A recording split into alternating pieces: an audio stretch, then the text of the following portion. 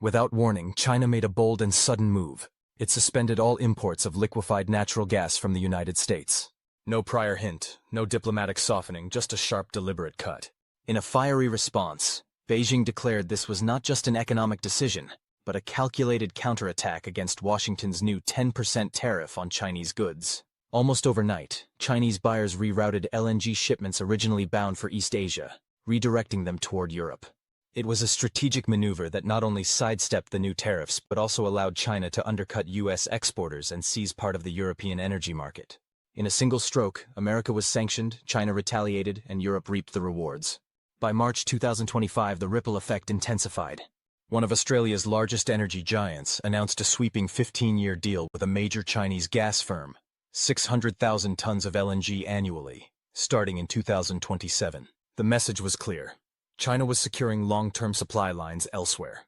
In the background, analysts were sounding alarms. If this decoupling continued, U.S. LNG companies could be staring down the barrel of $1.5 billion in annual losses. Why would China willingly hand a slice of its energy market to Australia, a U.S. ally?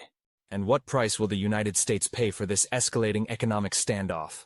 To understand the gravity of the situation, we need to step back and look at the broader picture. China, with its 1.44 billion citizens and status as the world's second-largest economy, has a massive and growing appetite for energy.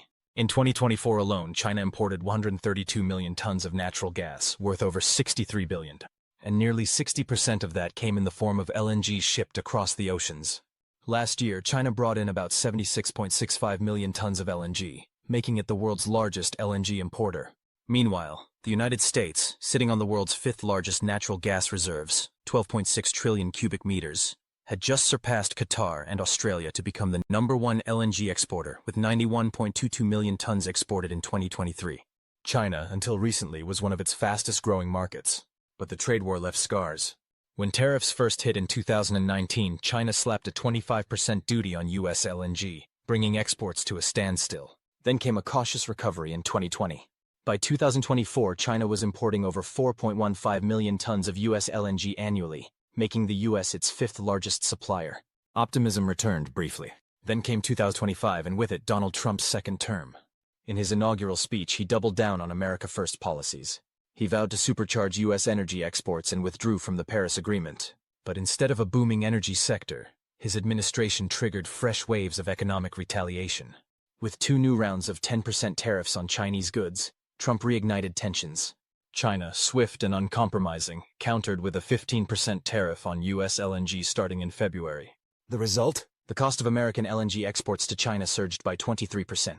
Within weeks, China halted all U.S. LNG purchases, marking the longest suspension since mid-2023. Over 40 days without a single shipment. Silence, where once there was a steady flow of trade. This isn't just a business dispute. This is a high-stakes energy standoff between 2 global superpowers. And it's starting to fracture the global LNG trade. While the U.S. stands frozen out, other players are stepping in. Australia, already China's top LNG supplier with over 26 million tons delivered last year, is tightening its grip. Qatar, with 18.3 million tons, and Russia, with 8.3 million, remain strong contenders. Even without the U.S., China's supply chain is intact and diversifying.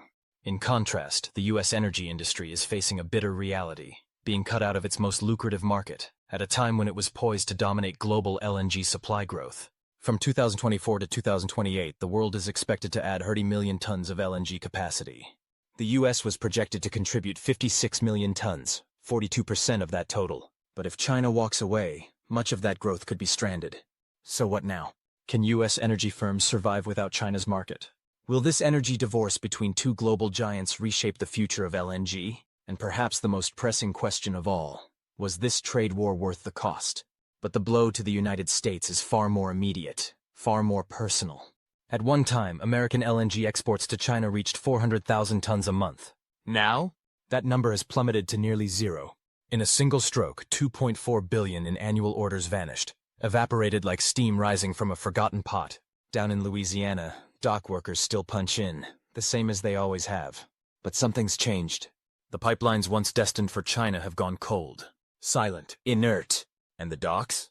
They're no longer ports of dispatch, but graveyards of gas tanks, row upon row, towering like tombstones, each a testament to a trade deal turned sour. Insiders whisper of a stunning twist. Chinese buyers, once in lockstep with American suppliers, are now flipping that very LNG, reselling it not to themselves, but to Europe. It's a masterstroke. China avoids high tariffs while cornering a market the US thought it owned. The result? A dramatic reversal. The United States tried to play hardball, only to find itself sanctioned by its own ambitions. And Europe? Left holding the bill. The fallout is spreading. Chinese firms have started to back away from fresh deals with the US, turning instead to the Asia-Pacific and the Middle East. And the numbers are stark. Surveys show the loss of China's market could drain $1.5 billion from American energy firms each year. Meanwhile, unsold inventory continues to pile up, gnawing away at cash flow to the tune of $3 million per day. Every tick of the clock, another cut, another drop of red ink. Canada's Department of Energy didn't mince words. China's countermove has thrust the American energy sector into what could become a 10-year crisis. And just as the US begins to grasp the scale of the damage, another blow lands. A new development, and it cuts deep. Australia, a longtime ally of the United States, has swept in and seized the abandoned opportunity. When China formally suspended LNG imports from the US in March 2025, Australia launched a full-scale sprint for the contracts. And they won. Woodside Energy, one of Australia's largest players, inked a 15-year agreement with China Resources Gas Company. Starting in 2027, they'll supply 600,000 tons of LNG annually, at a price point 20% cheaper than the US equivalent, and with a shipping cycle 10 days shorter. Cold efficiency, ruthless advantage. And yet, there's a question. Why would China entrust such a crucial trade to an American ally like Australia? The answer lies in diversification. While Australia accounts for 34% of China's LNG imports, the rest is spread across 6 other nations: Qatar, Malaysia, Russia, Indonesia, Papua New Guinea, and yes, even the US, though that last one is rapidly fading. The new deal with Woodside isn't about loyalty. It's about leverage. There's more. The timing of the agreement, set to begin in 2027, aligns precisely with the full operation of the China-Russia East Line natural gas pipeline. The symbolism is hard to miss. Australia may be the stopgap, but Russia and Central Asia are the future. China is building a new energy spine, one that runs not across oceans, but through hardened pipelines from Turkmenistan, Russia, and Kazakhstan.